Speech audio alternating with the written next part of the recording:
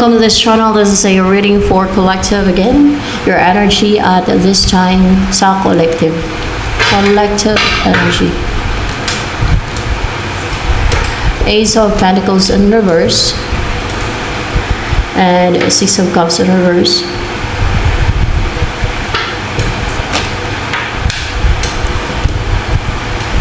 Ay, clouded yung judgment mo and malayo yung loob mo o hindi malapit yung loob mo sa person na meron kayong soul connection and hindi mo na-attract ngayon yung money, opportunity.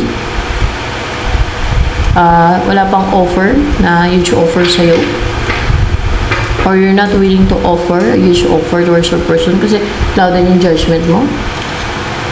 More information sa collective. Malakas na yung intuition mo ngayon at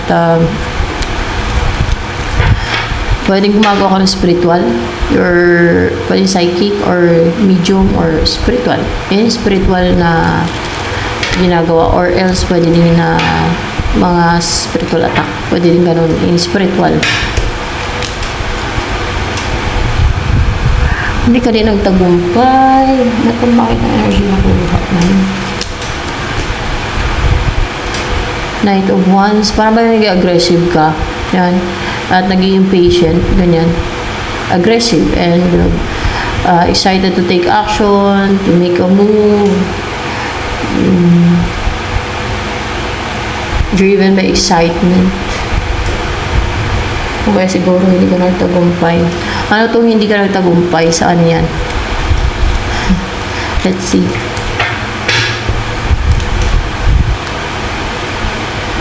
Ayaw makarecover ka sa hurt. From na deeply hurt. Masaktan ka. O betrayal.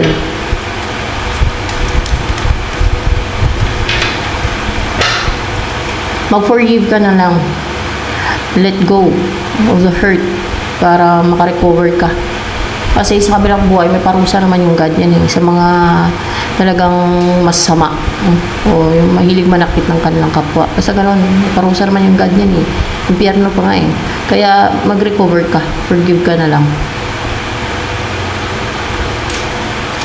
Para makarecover ka. Knight of Pentacles.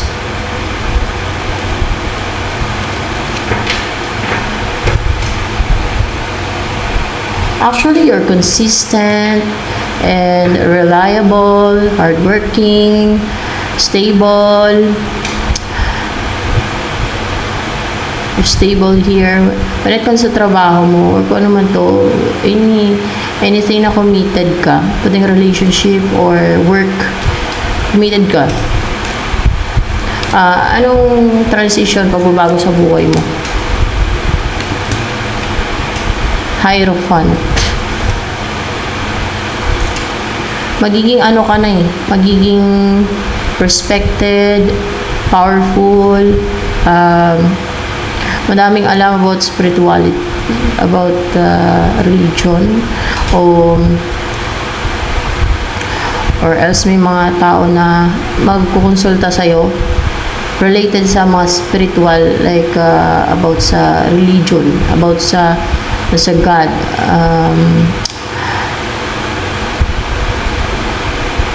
Parang ikaw yung magsaset ng rules. May mga gano'n na sabihin mo sa mga tao o yung mga sumusunod sa'yo na o yung mga rumirespeto sa'yo kung ano yung sundin nila. Kung ano yung tama, kung ano yung mali, mga gano'n. Siyempre may basihan ka, like Bible, gano'n.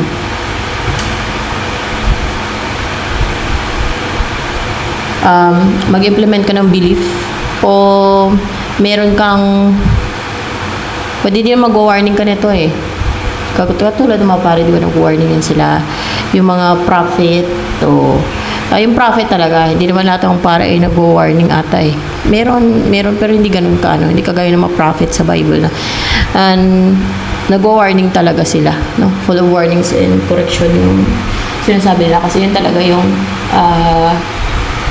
nila sa gadi, mission nila sa gadi, ng mga prophet At yun talaga, yung mga prophet na yun, pinili talaga ng God yun. God talaga pumili sa kanila. Pinili sila ng God para maging prophet, di ba? Sa Bible naman yun. Iba naman yun eh. So, yan.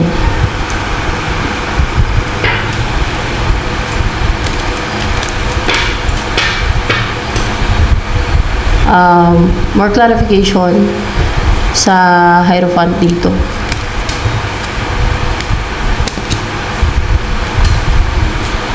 Hulo. Kaso merong ano dito, merong labanan. Kailangan hindi ka magpatalo dito. Hindi ka atras. Kailangan ay maglagay ka ng defense. Kailangan na maglagay ka ng guard to protect your family. Para makumpleto yung buhay mo, para maging masaya ka, para mamuhay ka ng kumpleto, para mamuhay ka ng prosperous, o para mamuhay ka ng kumpleto. Yan, and prosperous, and more clarification with the Son of Pentacles. Kailangan maging matapang ka na dipinsahan kung ano yung sayo. The Devil.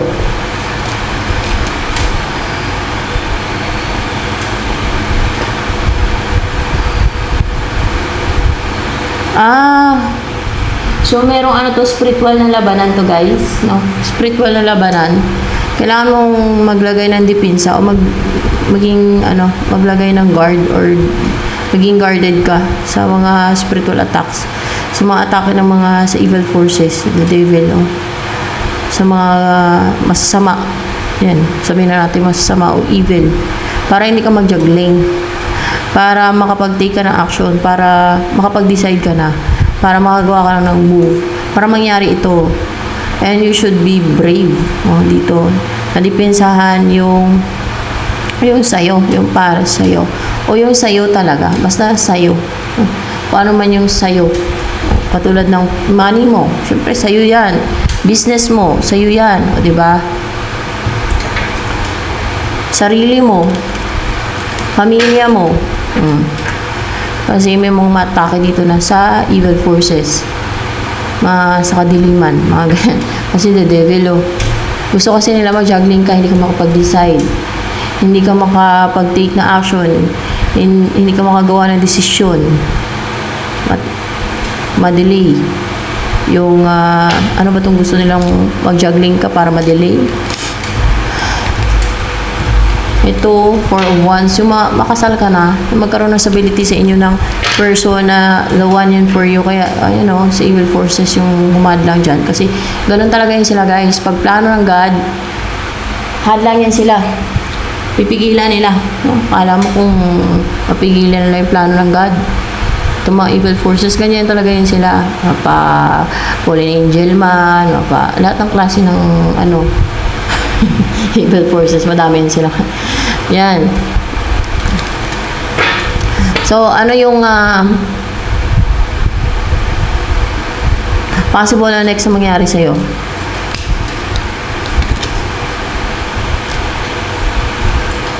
Hindi ka magtagumpay? Makontrol ka? Hindi. Mahina ka siguro. Mahina ka. Kaya ganun. Ay, wala tayong magawa dyan. At yan ang pero pwede mo pang ito, possible pa lang to eh. Kung gusto mo ba mangyari ito, yung magkaroon ng stability sa inyo ng person mo, yung person na meant for you. Gusto mo ba talaga mangyari yan? O gusto mo magkaroon ng equal give and take sa inyo kasi malungkot ka nga. Pag wala siya sa buhay mo, yan antay mo. Magkaroon ng equal give and take sa inyo, magkaroon ng stability sa inyo. Pero paano magkaroon ng stability sa inyo kung magpakontrol ka sa evil forces, sa mga gumagawa ng witchcraft, sa mga fallen angels, sa mga spirit, di ba? Kung gusto mo talaga siya makasama, edi kumilos ka na, huwag ka magpa-juggling. Pero ito yung possible na mangyayari kasi kung magpakontrol ka, hindi talaga mangyayari ito. Yung magkaroon ng stability sa inyo, madami yan sila pwedeng gamitin. Kunwari ay si person mo ay mas good looking sa'yo, atakin nila yung insecurities mo para ma-insecure ka. O kaya ay madami yan sila. Takutin ka nila para maging defensive ka. Di ba? Kaya nga, put guard. Saan? Hindi kay person mo kasi gusto mo din namang magkaroon ng stability sa inyo. Hindi dapat kay person mo. Dito sa mga gumagawa ng scheme sa'yo, deceit, sa mga gusto mong pa-juggling sa'yo para hindi ka makapag-take na action sa person mo. Ewan kung babae ka o lalaki. Basta, yun ang nasa reading dito eh.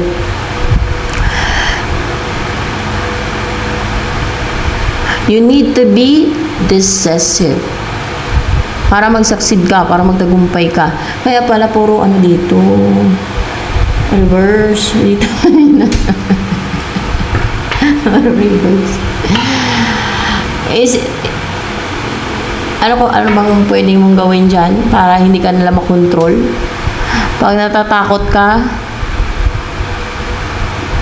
be courageous. Be brave.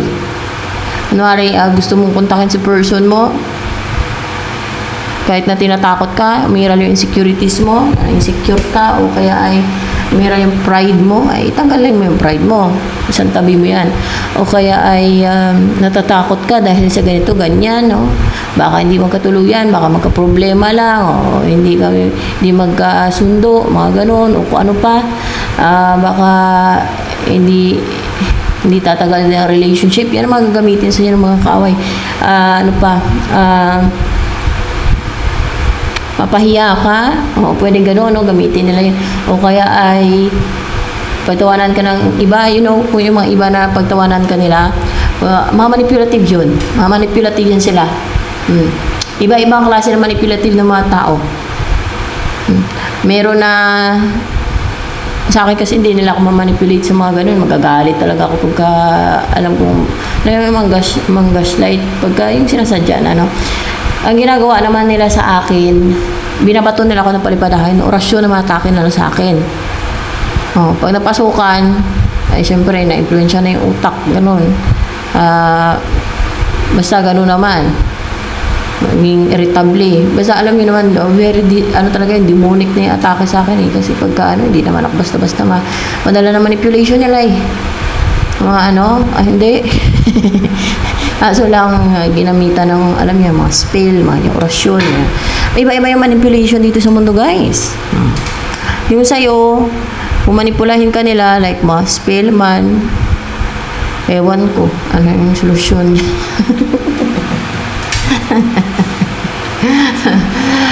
Ganito na lang. Pag gusto mo yung message person mo na nag-hold back ka, kasi gusto mo din talaga na magkaroon ng stability sa inyo, ay kung ano maganda dyan para sa'yo. At yan ang gusto mo din, na magkaroon ng stability sa inyo kasi malungkot ka, no? Sa buhay mo, hindi ka naman contented na ganyan ang sitwasyon yun ng person mo. Ang gawin mo, i-message mo. Labanan mo yung takot mo. Kahit nanginig ka na sa takot dahil sa tinatakot ka, atake yung isip mo. Kung takot ka, isipin mo, ito na yung atake nila. Deceit na nila to. Yan. Tatak mo sa isip mo yan. Ganon. Ayun ang masabi ko lang. Ganon. Be courageous. Kailangan mo ng courage pa. Yan. Pag na-master mo na yung maging courageous ka sa kabila ng nakaramdam ka ng takot, matinding pananakot sa'yo ng mga deceit, ng mga spell o mga kinakargahan ka, kahit nervous ka na, i-message mo para sa person mo. Try.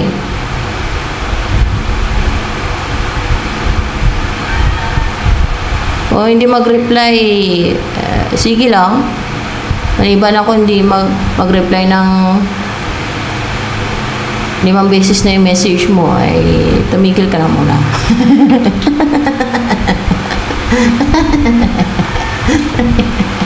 Sunod naman, pagpaliban mo muna.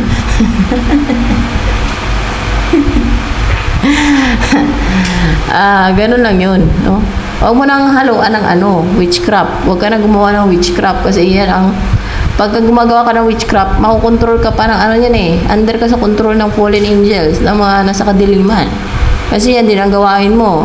Napapailalim ka sa sa para kang ano eh, yung 'di ba may rank yung mga sa kadiliman, the Devil's Kingdom, pinaka sa ilalim ka kasi syempre mga fallen angels taas.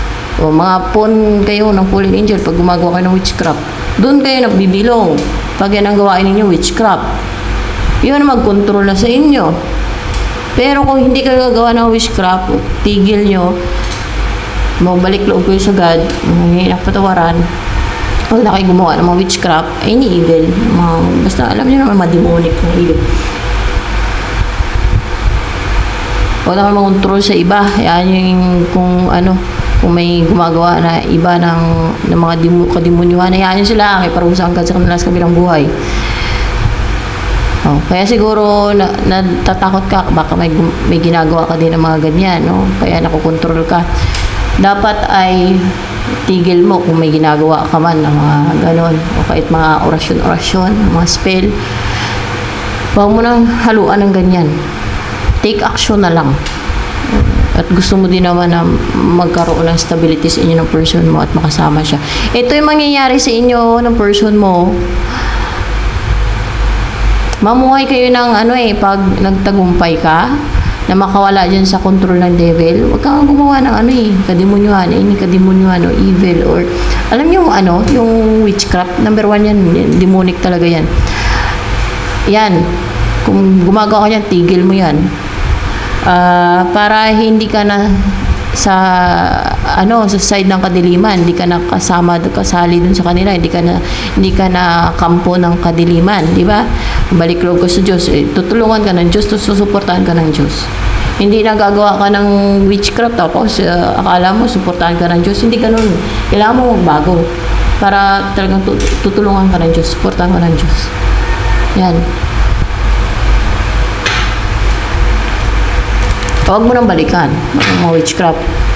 Kaya may iba kung gusto na mag-control, may parusa ngayon sa kabilang buhay sa kanila eh. Parusa niya sila ng God. Di ba, impyerno pa parusa niyan? Kaya may iba kung ayaw lang bago, bala sila. So yan. Nasa Biblia yan. Tatapon doon sila ng gas sa impyerno. Sige yan. Akala nila joke lang yun. Akala nila yun. Yung mga nandun siguro sa impyerno ngayon halos pa lang siguro kung pwede na pabalik diba? Baka humingi pa ng chance ulit-ulit pabalik sa umpisa, magbago na, matindi nun parang sa impyerno.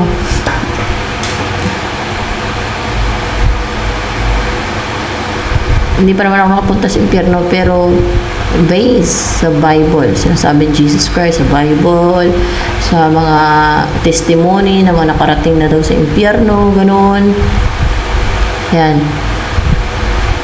Ako, wala ko inanimo sa impyerno, mga napapanood ko rin sa YouTube, mga ganun, sa Bible, di ba nakasulat yan, para impyerno.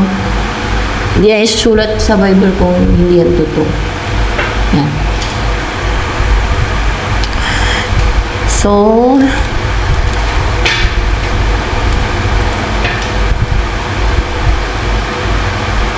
sige ka ba gawa ng witchcraft?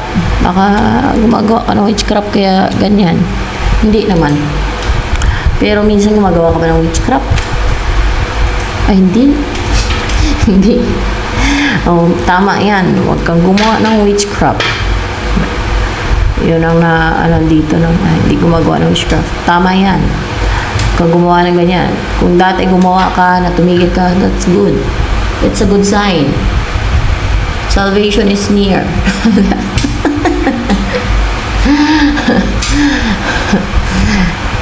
Hindi madali makapasok sa langit isa na yan sa points mo, makapasok ka sa langit na masig ka. Hindi ka gumagawa ng witchcraft. Diba?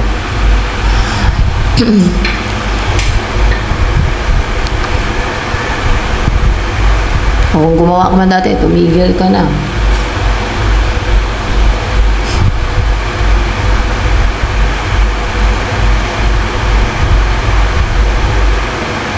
Lalo ngayon, uso kasi yan Ang dami talagang, hindi naman lahat, pero madaming gumagawa niyan. sa panahon ngayon kasi sa end times siya kasi. Hindi porket end times ay consider nila ng God yan. Di ba ang dami nga itatapon ng God sa Lake of Fire na may sulfur, kasama ng mga beast. Sa Armageddon pa lang yun paano pa yung iba? Mga parang grains of sand in the ocean, in the seas. Ganon karaming tao. Oh. Paano pa yung may mga nauna na, mga nandun at mga tao na paparusahan ng gadun. O, di ba? O, sipin niyo yun. Pwedeng sabihin ng iba, consider ng God yan. Patawarin kami ng God. Nagpapako as Jesus Christ sa krus para lang masig kami. Iyon ang rason nila. Ganon sila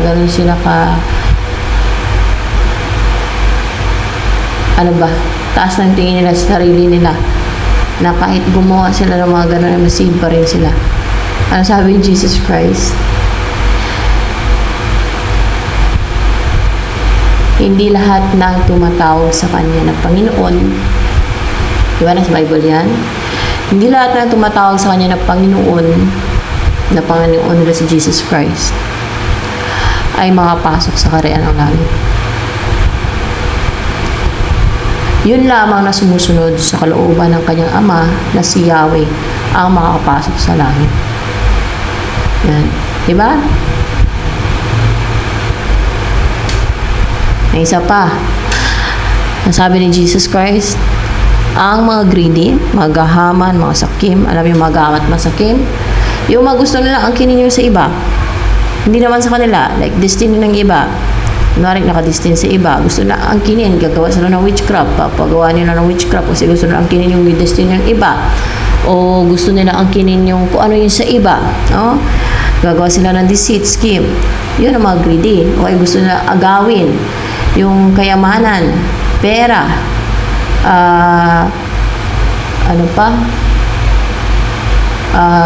swerte ng iba. O yung mga greedy yun. Nang sabi ni Jesus Christ, ang mga greedy hindi magmamana ng aking karyan. So, isa yan sa hindi magmamana ng karyan ng Diyos. Pero kung may mga greedy na magbago hanggat maaga pa, na hindi na nila pairali yung pagiging greedy, na hindi na sila maging greedy. Ganun pagbabago. Hindi ka na maging greedy. When it comes to greedy, hindi ka na maging greedy.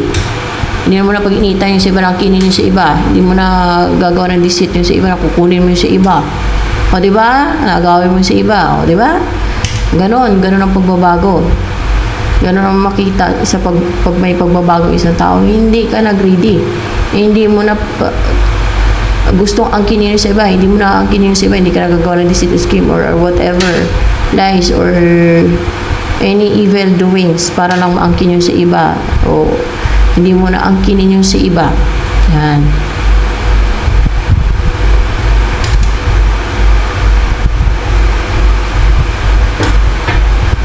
Mukhang itong person moment naman kayo para sa isa't isa. Mukhang para naman kayo sa isa't isa kahit ano pa yung situation nyo ngayon. Kaya may dito evil forces. So, may evil forces dito na gustong madlang, pinapajuggling ka. Kaya huwag ka magpadala kahit ano pa yung sitwasyon nyo ngayon ng person mo.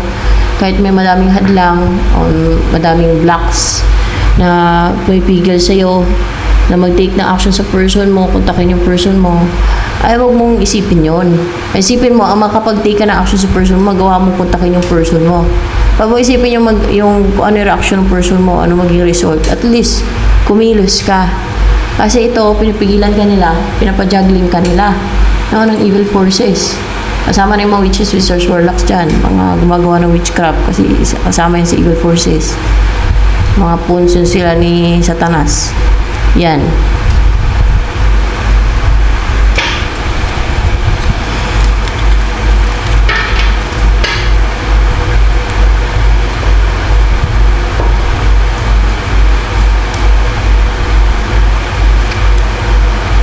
Ano ang gusto sabihin sa'yo ng person na yan na gusto mong magkaroon ng stability sa inyo? Three of Cups.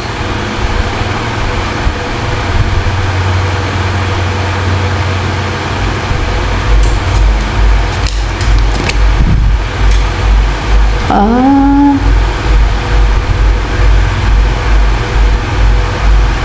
kung merong third party, hindi niya pipiliin yung third party. Ikaw yung ikaw yung more clarification with the Three of Cups here na ikaw ang pipiliin ng person mo.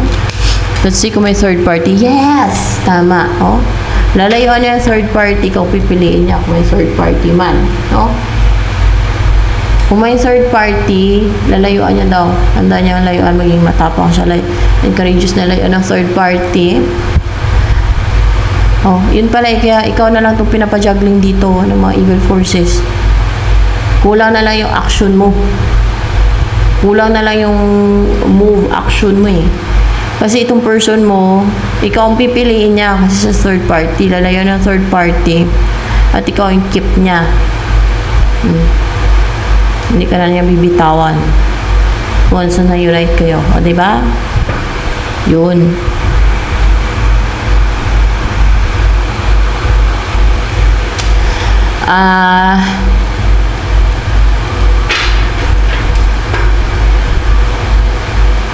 Mahal mo ba itong person na to na gusto mong magkaroon ng stability sa inyo? Ay, oo, mahal mo siya. Pero para ba nagkocontrol ka ng emosyon mo? Para kasi pinapajuggling ka. Nag-juggling ka din. Kinokontrol mo din yung emosyon mo, yung sarili mo.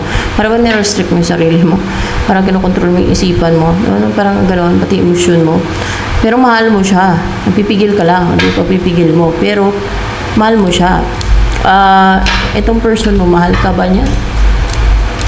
Person talaga agad. Oo, mahal ka niya. Oo, hindi ka mawala sa kanya. Parang, kahit ang bigat-bigat, kinikiri niya pa rin. Parang ganun, parang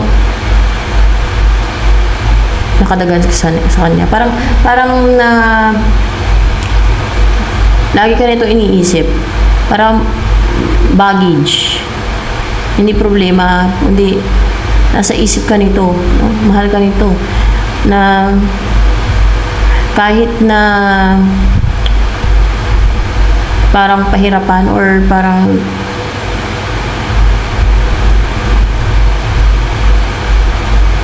ano ba, kasi saan siya magpunta, dala-dala ka niya, yun.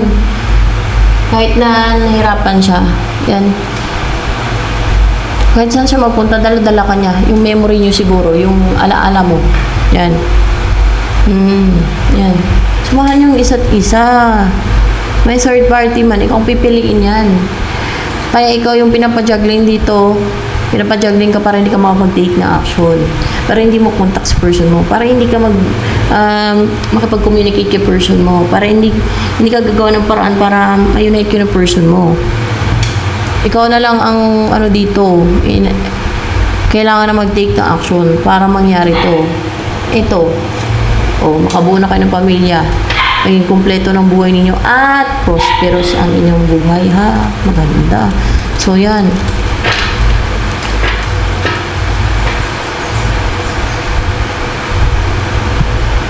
Matagal ka na bang inaantay ng person mo?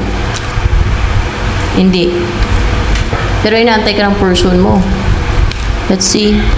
Oo, inaantay ka ng person mo. Inaantay ka niya. See? Oo, nako. So, ano ang possible? Kaso lang, baka hindi ka magtagumpay. Possible. Hindi ka magtagumpay na makapag-take na action na makontak sa person mo, makontrol ka nila. Mapajuggling ka pa rin nila. Yun. Talagang mahina ka. Ano ba? Pag nagawa mo to na makapag-take na action sa person mo, makontak mo sa person mo, na hindi ka mapadala sa takot mo, hindi ka magpakontrol dyan sa mga nangontrol sa'yo,